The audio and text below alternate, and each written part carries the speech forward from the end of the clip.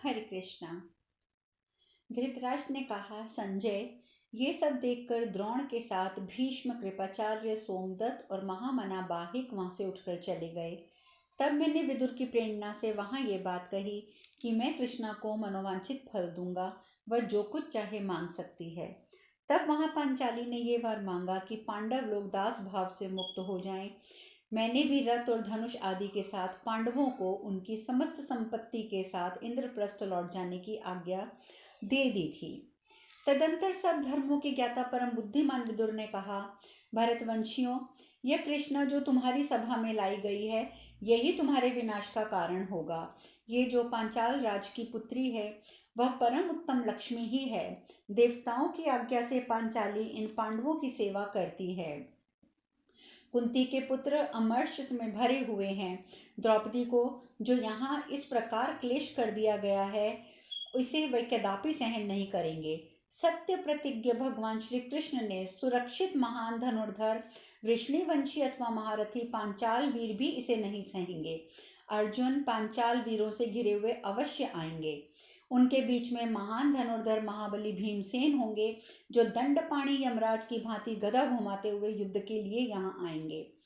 उस समय परम बुद्धिमान अर्जुन के गांडीव धनुष के टंकार सुनकर और भीमसेन की गदा का वेग देखकर कोई भी राजा उनका सामना करने में समर्थ ना हो सकेंगे। अतः मुझे तो पांडवों के साथ सदा शांति बनाए रखने की नीति अच्छी लगती है। उनके साथ युद्ध करना मुझे पसंद नहीं है। मैं पांडवों को सदा ही कौरवों से अधिक बलवान मानता हूँ, क्योंकि महान तेजस्वी और महान राजा जरासंध को भीमसेन ने बाहु रूपी शस्त्र में ही युद्ध में मार गिराया था। भरत शिरोमणि, अतः पांडवों के साथ आपको शांति ही बनाए रखनी चाहिए। दोनों पक्षों के लिए यही उचित है। आप निशंक होकर यही उपाय करें। महाराज, ऐसा कहने पर आप परम कल्याण के भागी होंगे। संजय, इस प्रकार विदुर ने मुझे धर्म और अर्थयुक्त बातें कही थी, किंतु पुत्र का हित चाहने वाला होकर भी मैंने उनकी ये बात नहीं मानी। इस प्रकार 1,00,000 श्लोकों की संहिता में सभा पर्व के अंतर्गत अनुद्युत पूर्व पर्व में धृतराष्ट्र संजय विषयक 81वां अध्याय पूर्ण हुआ। महाभारत की 6 पुस्तकों में से आज एक पुस्तक जो है वो हमने पूरी पढ़ ली है, पर इसमें जो महाभारत का सार निकलता है, मैं संक्षिप्त में वह भी आपको पढ़कर सुनाती हूँ। मनुष्य इस जगत में हजारों माताओं, पिताओं तथा सैकड़ों स्त्री पुरुषों के संयोग वियोग का अनुभव कर चुके हैं, करते रहेंगे। अज्ञानी पुरुष को प्रतिदिन हर्ष के हजारों, भय के सैकड़ों अवसर प्राप्त होते रहते हैं, किंतु विद्वान पुरुष के मन पर उनका कोई प्रभाव नहीं पड़ता है। धर्मचारण, सत्यपरायणता, त्याग, वैराग्य, पतिव्रत्य, तपस्या और सत्संग आदि के महत्व का बहुत सुंदर निरूपण भी हमने इसमें पढ़ा है। शांति पर्व की भांति ये पर्व भी समादरणीय सदुपदेशों से भरा है।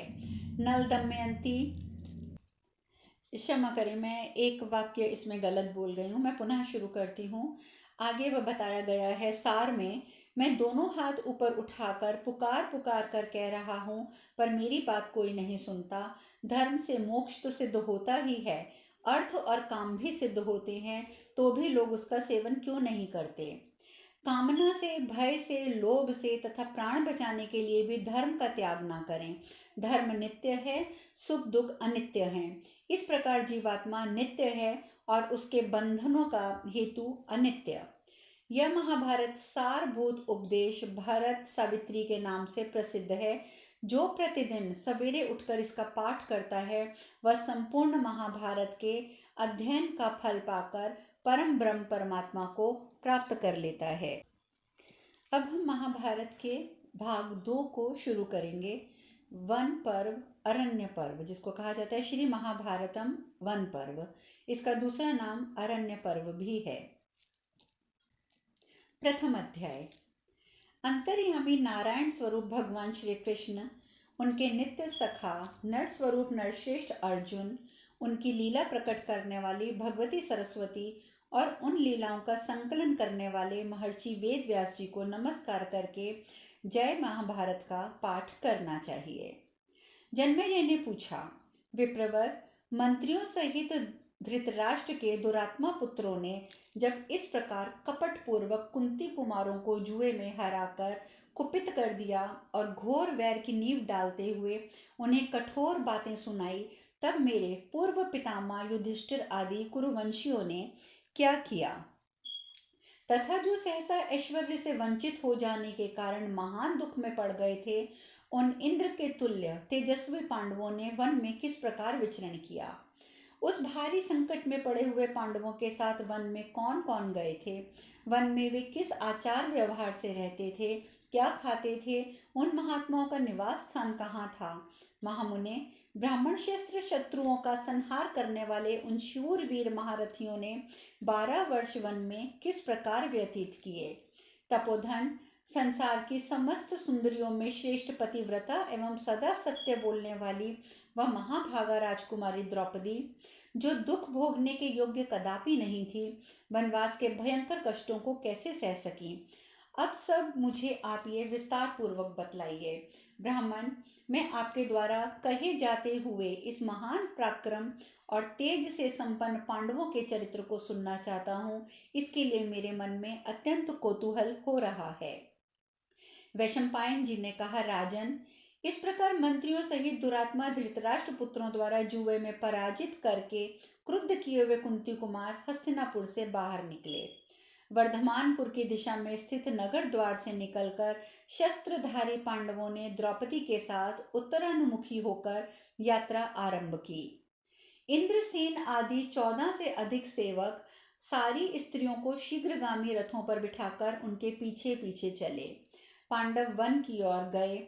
यह जानकर हस्तिनापुर के निवासी शोक से पीड़ित हो बिना किसी भय के भीष्म, विदुर, द्रोण और कृपाचार्य की बारंबार निंदा करते हुए एक दूसरे से मिलकर इस प्रकार कहने लगे। पुरवासी बोले, अहो, हमारा ये समस्त कुल, हम और हमारे घर द्वार अब सुरक्षित नहीं है, क्योंकि यहाँ पापात्मा दुर्योधन सुबल पुत्र शकुनी पालित हो कर्ण और दुशासन की सम्मति से इस राज्य का शासन करना चाहते हैं। यहाँ पापियों की ही सहायता से ये पापचारी राज्य करना चाहते हैं। यहाँ हम लोगों के कुल, आचार, धर्म और अर्थ भी नहीं रह सकते, फिर सुख से तो हम कैसे रह पाएंगे। दुर्योधन गुरुजनों से द्वेष रखने वाला है। उसने सदाचार और पांडवों जैसे सुहृदों को त्याग दिया है। वह अर्थलोलुप, अभिमानी, नीच और स्वभाव से ही निष्ठुर है। जहाँ दुर्योधन राजा है, वहाँ की ये सारी पृथ्वी नहीं के बराबर है। अतः यही ठीक होगा कि हम सब लोग भी वहीं चले जाएं जहाँ पांडव जा रहे हैं। पांडवगण दयालु, महात्मा, जितेंद्रिय, शत्रु विजयी, लज्जाशील, यशस्वी, धर्मात्मा और सदाचार परायण हैं।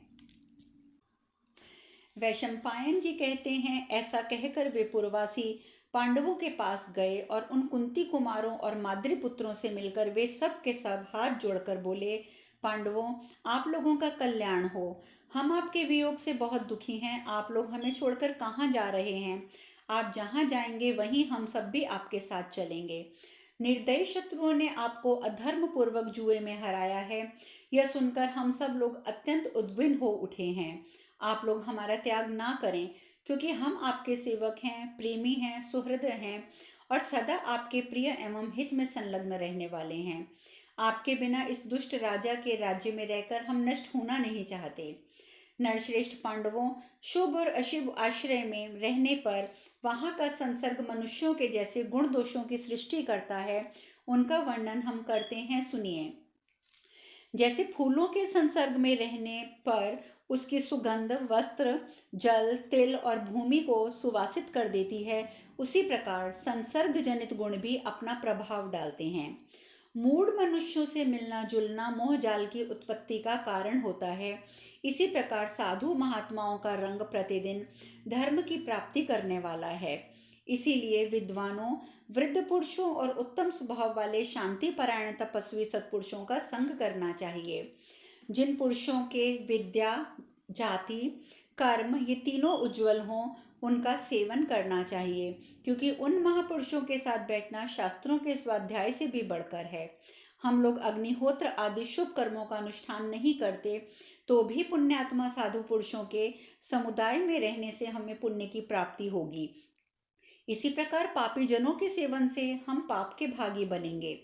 दुष्ट मनुष्यों के दर्शन, स्पर्श, उनके साथ वार्तालाप अथवा उठने बैठने से धार्मिक आचारों की हानि होती है।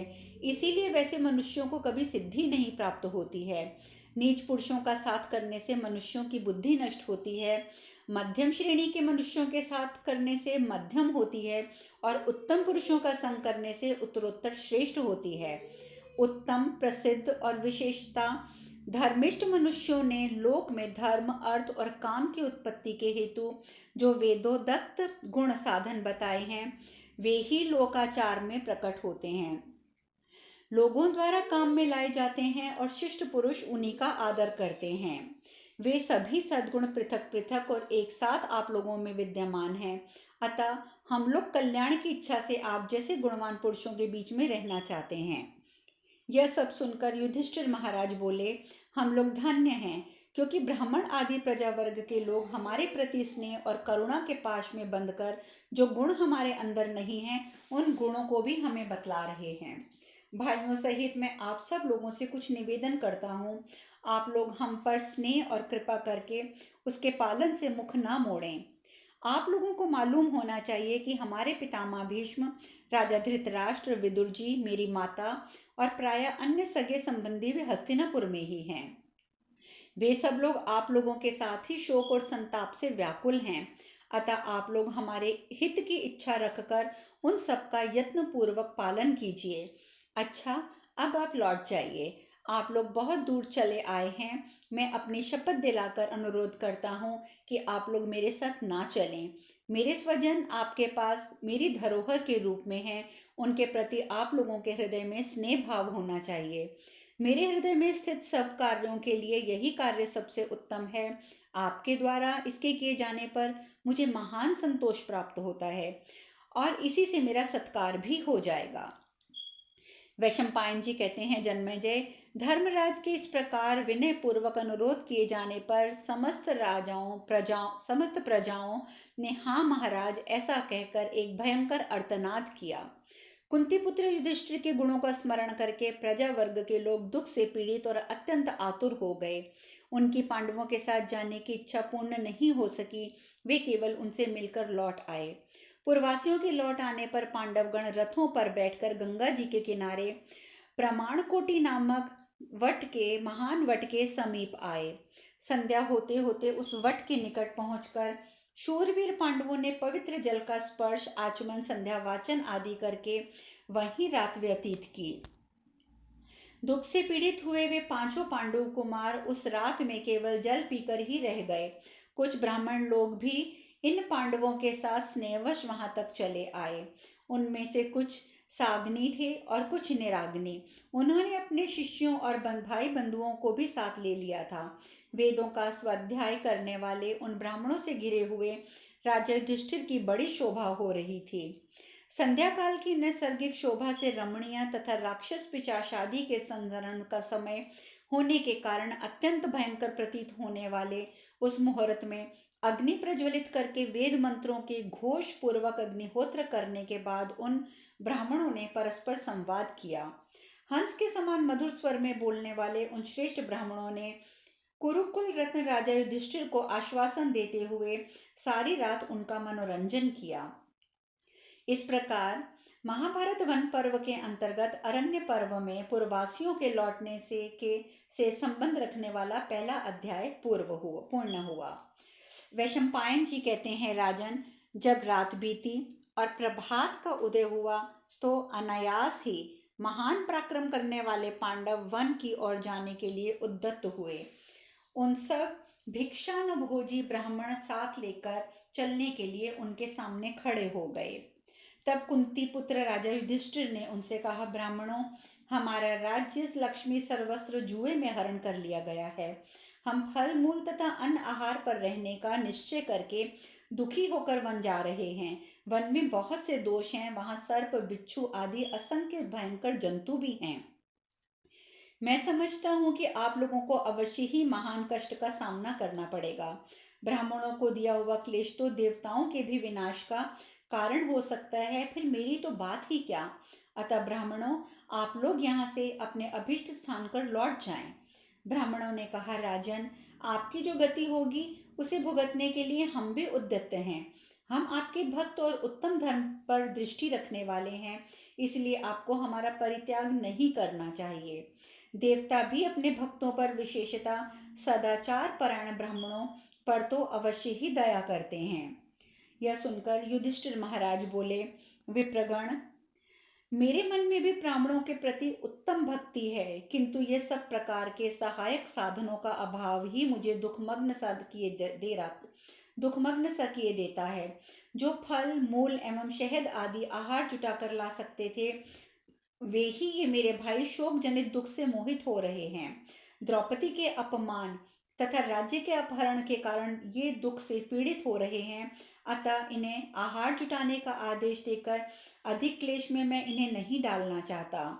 ब्राह्मण बोले, पृथ्वीनाथ, आपके हृदय में हमारे पालन पोषण की चिंता नहीं होनी चाहिए। हम स्वयं ही अपने लिए अन्न आदि की व्यवस्था करके आपके साथ चलेंगे। हम आपके अभीष्ट चिंतन और जप के द्वारा आपका कल्याण करेंगे तथा आपको सुंदर सुंदर कथाएं सुनाकर आपके साथ ही प्रसन्नता पूर्वक वन में विचरेंगे। युधिष्ठिर महाराज ने कहा, महात्माओं, आपका कहना ठीक है। इसमें संदेह नहीं है कि मैं सदा ब्राह्मणों के साथ रहने में प्रसन्नता का अनुभव करता हूँ, किंतु इस समय धन आदि से हीन होने के कारण मैं देख रहा हूँ कि मेरे लिए ये अपकीर्ति की सी बात होगी। आप सब लोग स्वयं ही आहार जुटाकर भोजन करें, यह मैं कैसे देख सकूंगा। आप लोग कष्ट भोगने के योग्य नहीं हैं, तो भी मेरे प्रति स्नेह होने के कारण इतना क्लेश उठा रहे हैं। धृतराष्ट्र के पापी पुत्रों को धिक्कार है। वैशंपायन जी आगे कहते हैं, राजन, इतना कहकर धर्मराज युधिष्ठिर शोकामग्न हो चुपचाप पृथ्वी पर बैठ गए। उस समय अध्यात्मक विषय में रत अर्थात परमात्मा चिंतन में तत्पर विद्वान ब्राह्मण शौनक ने, जो कर्म योग और सांख्य योग दोनों ही निष्ठाओं के विचारों में प्रवीण थे, राजा से वे इस प्रकार बोले। शेष कथा कल। हरे कृष्णा, हरे कृष्णा, हरे कृष्णा।